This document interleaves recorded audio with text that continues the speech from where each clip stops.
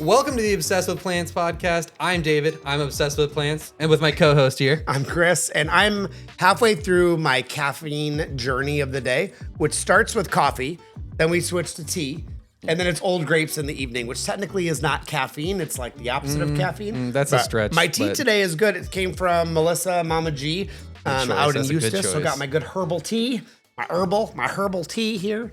Yeah. So what are we talking about today? Well, I want to talk about dealing with a foodless food forest. The foodless forest. Foodless forest. What do we do when the food forest stops producing? Just walking out into the food forest and be like, where my food at? Why no food? Why is there no food? Why no food? I spent all this money on this food forest and it's giving me nothing. Like, what am I doing here? You know, what's funny is this year was bad for a lot of people, which, we can talk about that later. But I was just talking with somebody this last week or so that, has had a food forest for 3-4 years and was like, I just don't get anything. I spent thousands of dollars on this. Like, what did I do wrong? It wasn't my design. So I can say that. So it's like, man, what did I do wrong? Like, I've got these trees, I got green. There's no like fruit. And actually my buddy, not you, David, a different David. The other one. He has this little food forest in the backyard that we used to call the Phoenix Garden.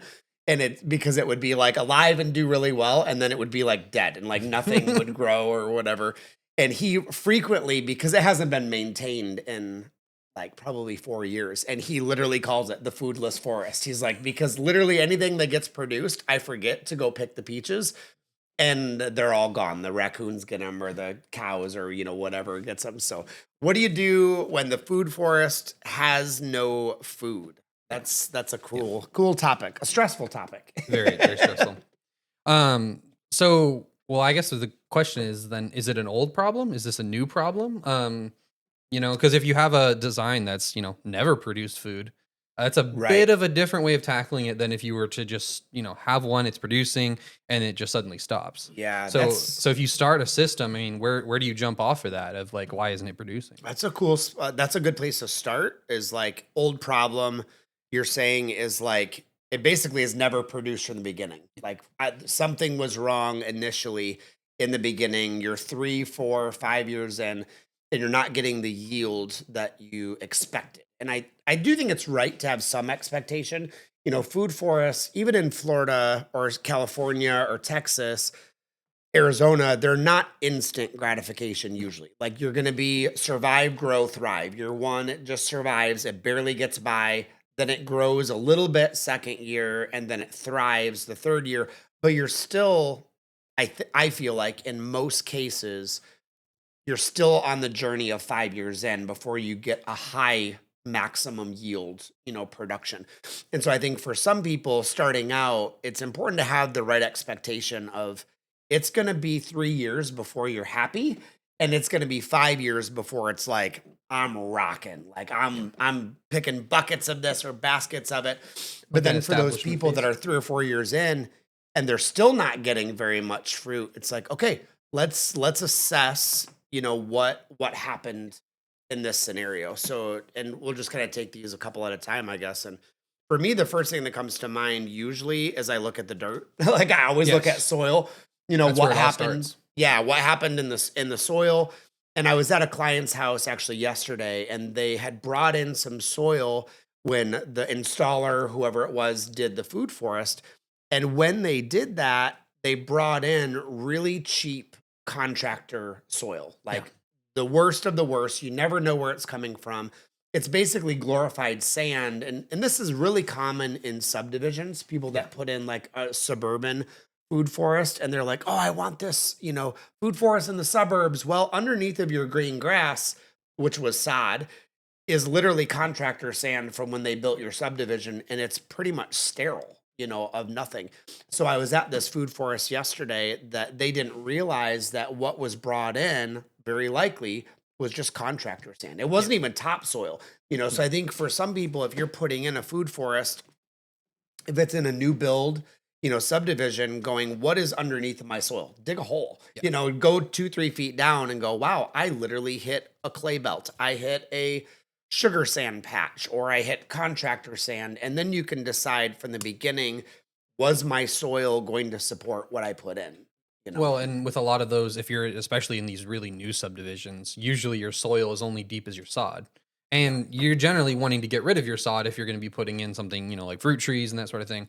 So, yeah, as soon as you rip up the sod, is there anything under it? Probably not. Probably not. It's gonna be And sand, like yeah, sandbox yeah. sand, and you can fix it. It's gonna be several years of composting and chop and drop and adding nutrients, but you're probably gonna start out having to bring in like 1 to 2 inches of compost to Absolutely. either let it sit on top and then slowly soak in, or 6 to 8 inches deep of wood chips and walk away for a year and just let it rot in place and like composting in place.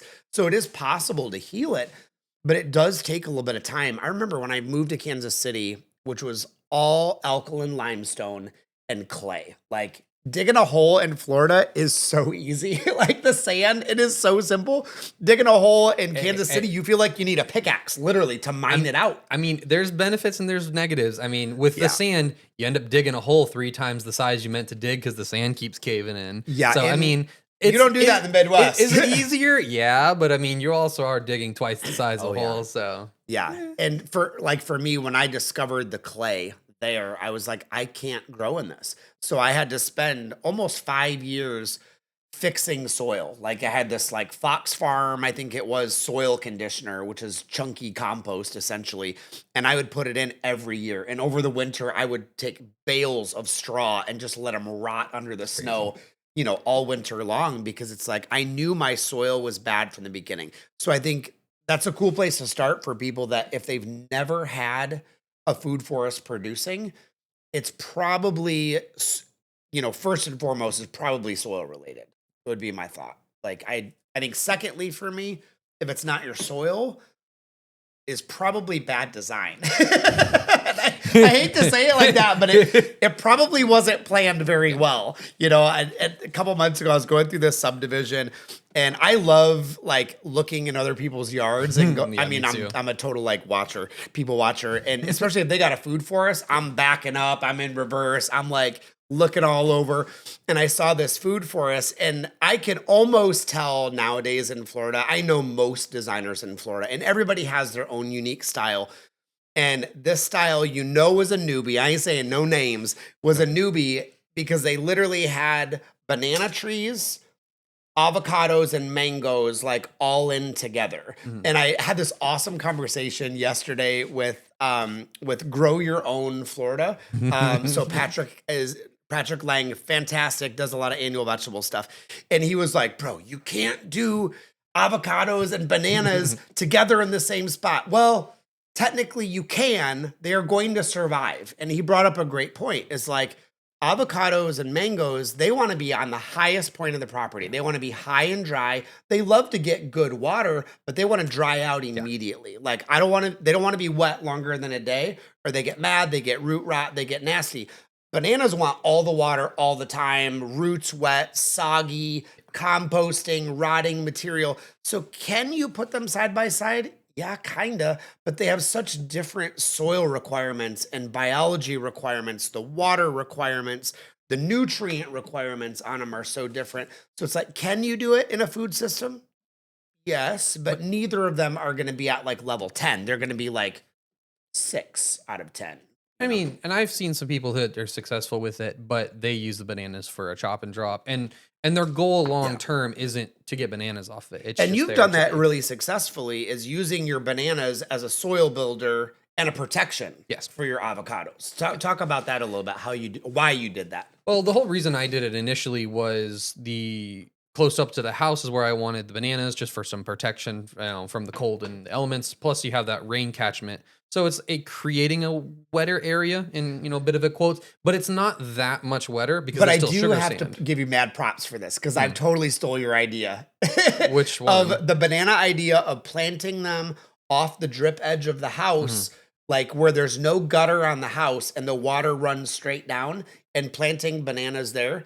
I had never thought about that until I saw your house, and I was like, I'm doing that everywhere. Like, and it works so well. Yeah, it's nice. And I mean, for ours, we have a metal roof, so there's less likelihood of any contaminants. Sometimes shingle roofs can leach stuff. You just gotta be a little bit careful, because soft stem stuff doesn't clean the water nearly as well. Free water. Well, all the time. and yeah, I'm on a hill, so it's super dry, super sandy. I can't do bananas anywhere other Yeah, than that spot because it's the only place with enough water. But they're eventually not going to be healthy. right. Bananas, if they're not super happy, eventually it's just a matter of when they're going to get Yep. sick. Half of the bananas I have, the varieties don't produce very well. Only a couple really do well. So yeah, I'm What just are the top couple producers for you? the dwarf Namois and the ice cream, which is technically Namois as Yeah. well. Those do really well. They always produce. Some of the other ones I've had some issues with, nutrient and water. It's just too Have you tried dry. the pacing Cylon? Yes. Didn't Uh, do well for you? I think it was a tissue culture because Oh, that yeah. it's just been struggling. I I'm love that excited for pacing that, but I Cylon. mean, It's really eventually good. I'm clearing out where there's a wetter area at the very bottom of the property, where bananas will go. But for now, I have them. They're established, and there are now avocados and mangoes in between. And talk about why you have the bananas for you by the avocados and mangoes.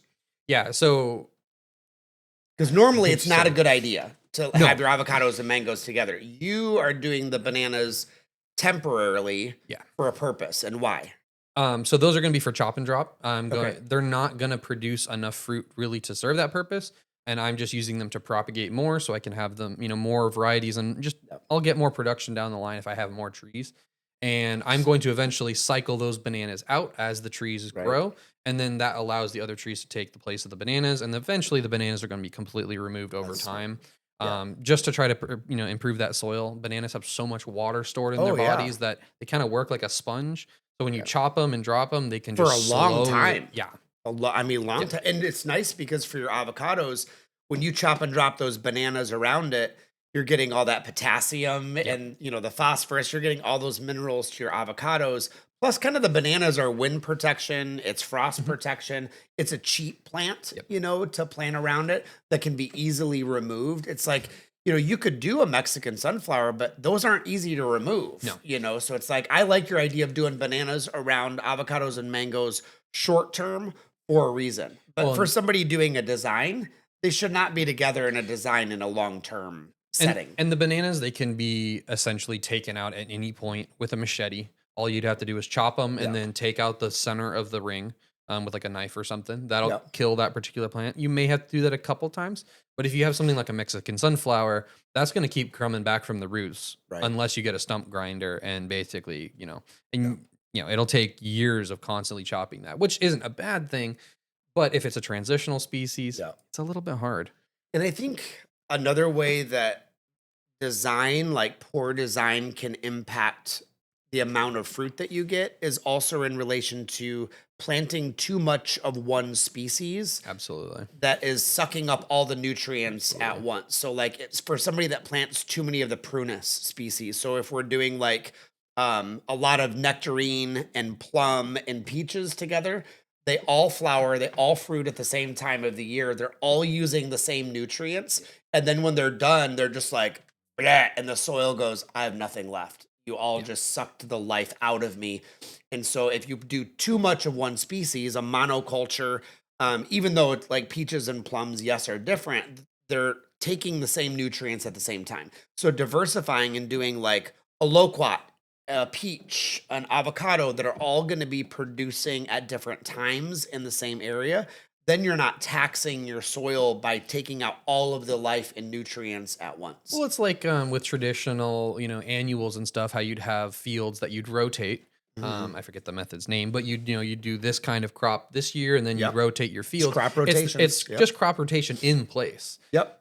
With a So fruit tree. yeah, You're literally just rotating. well, When are they fruiting? And that's where it gets kind of fun is like if you're doing a peach, orchard or nectarines, the berry bushes that you plant in between, choose something that's going to give you fruit at a different time of year or that's going to give back at a different time of and year. and their growth stages. Yeah, At different sizes, the roots are going to be occupying that's a good point. slightly different areas. Yeah. And so, for trees, for example, your little tiny sapling that's only going to be a couple inches tall, their roots are only going to be a couple inches into the ground. Yeah, that's But true. once they're, if they're 15 feet or 20 feet, their roots aren't going to be 15, 20 feet deep, but they're going to be a lot deeper Right. than other things. And so certain plants can be placed together at different age gaps Right. that'll allow them to That's thrive good. together. And if you prune them, those roots will die back too and Yeah. allow the soil to be improved. So for the people that have the old problem of my food forest has never produced, we talked about soil, We talked about some. talked about bad Yep. design. I would say the third one I want to glean from something else that you said about the banana was tissue culture. So it'd be like soil is the first thing I look at if it's never produced. Then I'm looking at how was the design? Is there something wrong with the design? The third thing is where did you source your plants from? So talk about the problem with tissue culture a little bit that you've experienced. Yeah, so especially with bananas, just because that's the thing I've gotten the most tissue cultures of. Tissue cultures are definitely a lot weaker. There's definite benefits to tissue culture. Like that's going to be my next year's kind of obsession is, kind of practicing and playing with that. But the downside is you are taking a plant, you're taking just a handful of cells and making a whole nother one. And there's a Yeah. lot of weakness that comes with that, that you wouldn't get from a seed that's basically a complete package designed to, thrive Right. versus a tissue culture is, it's just a chunk of flesh that you've Yeah. cut off and have forced into it. So with bananas, they're going to grow slower. That specific plant may not even ever produce fruit. It might have to be Yeah. the children of that one that actually grow and That's produce so fruit. true. That's been my experience too, is like Yeah. I don't think I've ever bought a banana plant from a tissue culture and that actual plant produced. It's always the pups that produce. And some of them are worse than others, like Kokopo is like 2 generations down. And like you're saying, it's like it's almost like science has reproduced it, but we've damaged the cells and the DNA so much, it takes a generation or two, to come back, which let's not even talk about what Well, the implications are for the human body and the yeah. damage that we do in one generation is passed on, physically, socially, emotionally for like multiple generations. It takes a while to adjust. Well, and you could even extrapolate that even to like grafted trees or even just growing them in pots. I Yep. mean, there's definitely a Oh, lot of benefits yeah. in potted plants, but there's a lot of A drawbacks lot of too. drawbacks. Like some of the big ones, like so for example, moringa.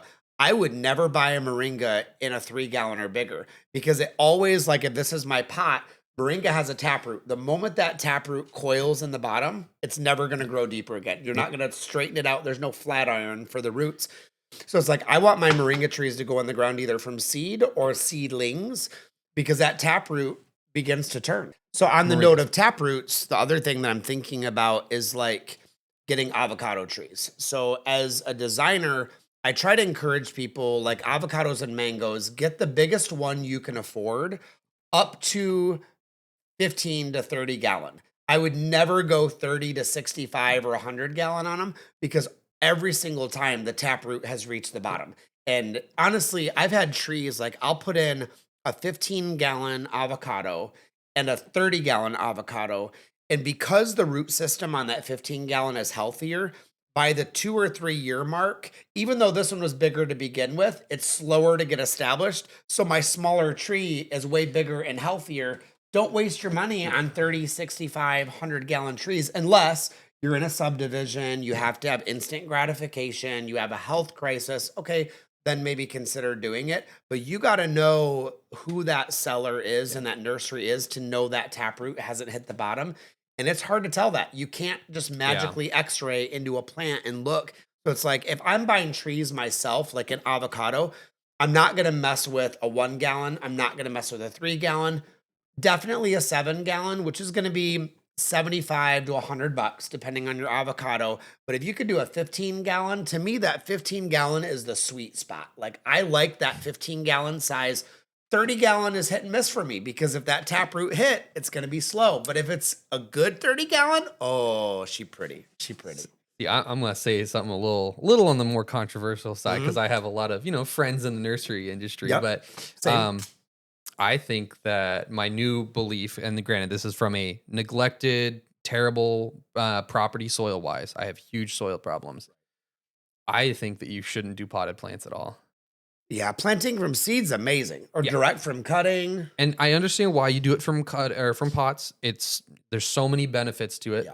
but I'm very much leaning towards planting out seeds, plant more than you need if you can. And that's the problem is if Yeah. you only have a little bit of room, it's hard to put a whole bunch in. Yeah. But then select out which ones are doing the healthiest. And then if you need to, a special variety, then you can graft on. Yeah. You could put out some things. But the advantage with that is you can put in your good soil improving species right away. These can grow up along with them. They'll be slower to grow because the fruit trees are Right. generally, for the Yep. most part, a little bit slower. And then if you want varieties, you can always graft them on later, but you're picking the best ones and you never have that root. What would be some of the issue. plants that you prefer to do from seed, like specifically? Right now, I'm trying with avocados. Okay. Avocados are my baby because, it's easy to get Yep. avocado pits. Not the ones from the store. I don't know who I need to point this camera right here. Everybody. Do not buy them. No from, Haas no Haas avocado pits. avocados. No. And then if you have The one they want yeah. and the nursery trade secrets is go to Key Foods and get Walden. And they sell it as a Florida avocado. Walden is the seed stock for root stock for avocados. And it's phenomenal. I mean, it really, really works well. So avocados, I think, are great. Some things, though, are going to be problematic. Like you're not going to be doing Cherry of the Rio Grande, Patanga 2, but you're not growing those from seeds. They're going to be 10 years. And they're not true to seed. Well, and then some varieties, the seeds don't like our climate. Correct. So I have a type of eucalyptus that I'm growing for chop and drop.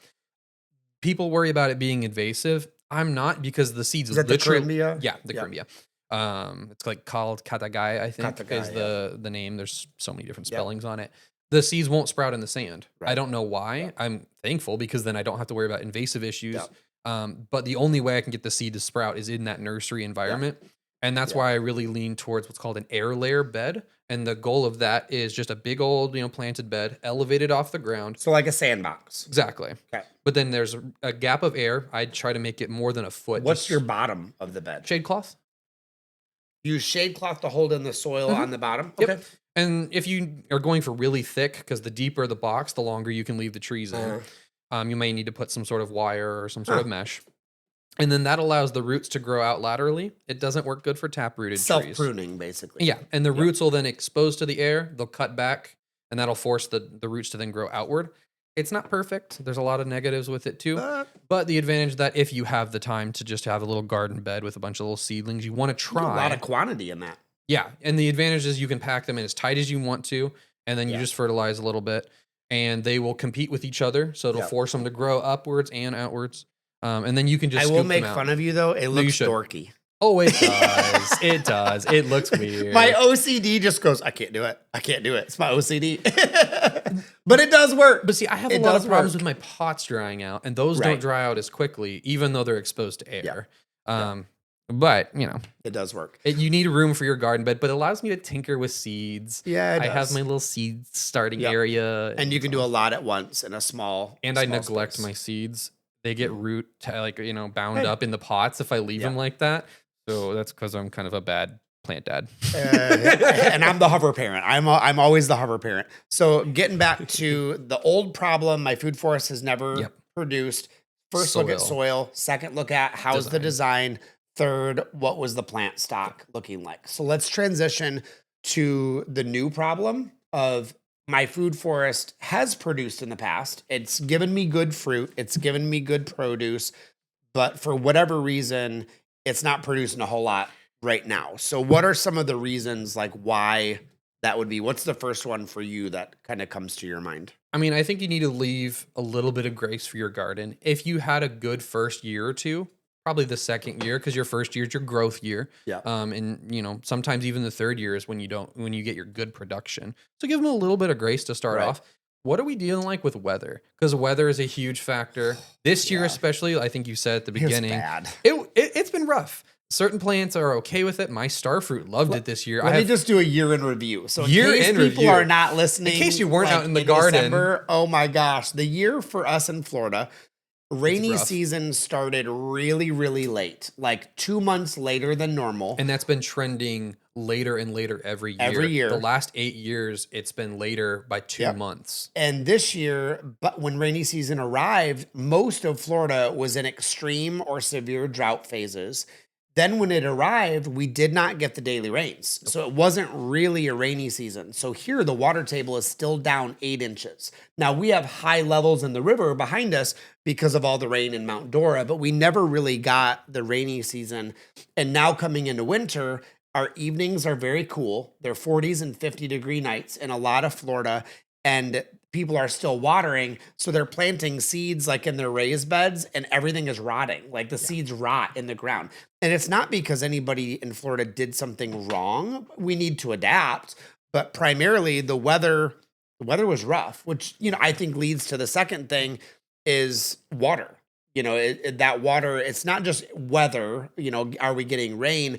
But when I'm watering my annual vegetable garden, when it's cold at night, I'm risking rot. It needs to be 50 degrees or above that soil in the evening for a lot of things, tomatoes and the nightshade family in general, to do well. So this year, a lot of people have brassicas like crazy, but they have no tomatoes, they have no peppers, they have no eggplants, no carrots. I They're only know like, like 2 people. everything's dead. you know? Yeah.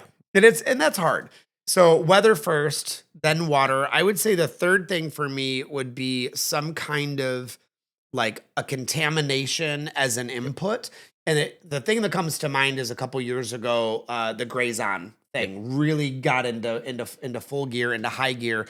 Grazon is what farmers use that are producing hay and straw to kill the weeds and increase. Basically, it's like Roundup that leaves the grass. And so they started using that. The challenge is that not only is that in the hay and straw that people are using as mulch, but also when the cows eat it and it goes through their digestive system, it's still in the manure, which means companies that sell like cow manure, they have Grazon in there, which inhibits your vegetable growth. So a couple years ago, a really big company, which we're not going to name, had Grazon in their contaminated compost. So people are using it on their annual vegetable beds and their veggies are dying. And only grass is coming up in their vegetable garden. And because it was a contamination, Yeah. Well, and it can't, I mean, it's usually hay. You do have to be careful with straw. If you do buy straw or hay, you have to worry about that as well. But it can just be even in your animal feed. Oh, Most of the compost that I put in that isn't, some sort of liquid fertilizer, is from our own animals. But yeah, like during COVID, there was a contamination with pretty much all of Purina's stuff. And so but then that can stay in the feed and yeah, then that goes through the animal. So it's not even just your bagged fertilizers that you can get at the store. It could yeah. even be something from a local farmer Oh, totally. because it may not be hurting the animal too much. I mean, our animals got really sick, Yeah. but it may not be It's more affecting going the to be animal, but then it'll ruminants affect. and horses Yeah. and, But they are very, very resilient creatures, so they can right. handle it. But then that, manure, it can be contaminated too. So Oh, that's you do crazy. have to be careful either way of just because it's not coming from a big box store doesn't mean that 3 or 4 cycles up. I mean, you are what you eat, but you are what you eats, Yeah. and then they eat something and they're what Wow. they eat. Yeah. So you really have to be careful of how many steps back is it. And that doesn't mean you Yeah. should be paranoid. That doesn't mean you should, but just if there I get is, kind of paranoid. well, I'm trying to be nice, Okay. I'm the worry wart. I'm totally the worry wart. If you're online, I feel Yeah. like you should be paranoid. I know. And But- anymore, you got to think about, even when you buy organic compost, where did that compost come from? And is the compost ready? I had a client who spent the big compost money organic? on getting this mushroom compost from a local place that was selling it, and it hadn't been turned and it wasn't ready. So this client put all this compost around their plants, and they texted me afterwards Yeah. and were like, the compost pile's been steaming for a week. And I was like, do not apply that to your plants. And she was like, oh, I already did. Well, everything died, So it's like the company, even though it was organic, sold the compost before it had processed. And as stewards, we have to look at it and go, okay, is this ready to put on my garden? If your compost pile is still hot to the touch, she ain't ready yet. Like, let it cool. It needs the cooling phase, like chocolate chip cookies, Well, I mean, and you were talking about it's not ready yet. That can be applied to just regular things you can acquire, Yeah. like mulch, for example. Mulch is a great thing, but if it gets buried or smothered, it can yeah. absorb nitrogen more than it's, actually putting into it. And it'll eventually come back. But if you're trying to grow something and it's not well established, Yeah. it's gonna consume more fertilizer than the plant Yeah. will. And so you have to wait. Even if it's not a poisonous thing. Right. Plants might respond differently. I had a client last month that did hugelkultur in her raised beds and did these gorgeous raised beds, put the logs, put the sticks, put the whatever. Plants were good for like a month, and then everything started dying. So as I'm talking with her, okay, talk me through this process. Let's troubleshoot it. Let's diagnose. They used all camphor trees.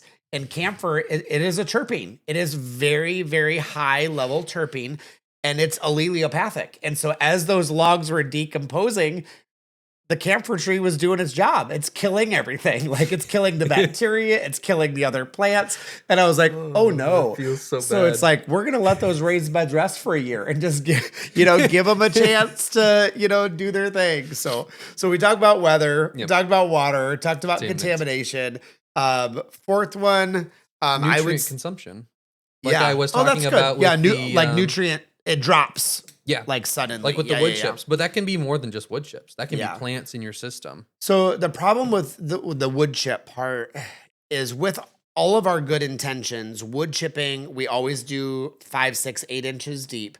The challenge is it's like a Roth IRA. So it's like when we chip with wood, it's going to give back with interest, but it locks the nitrogen up for a certain amount of time. So the plants actually decrease in nitrogen with 6 to 8 inches of wood chips for a while until they decompose. Then you get it back with interest, but you have to compensate. So when you're first starting with those wood chips, either you have to do compost in there or grass clippings like an inch thick or like blood meal to like really boost that nitrogen level to offset that, that tie up.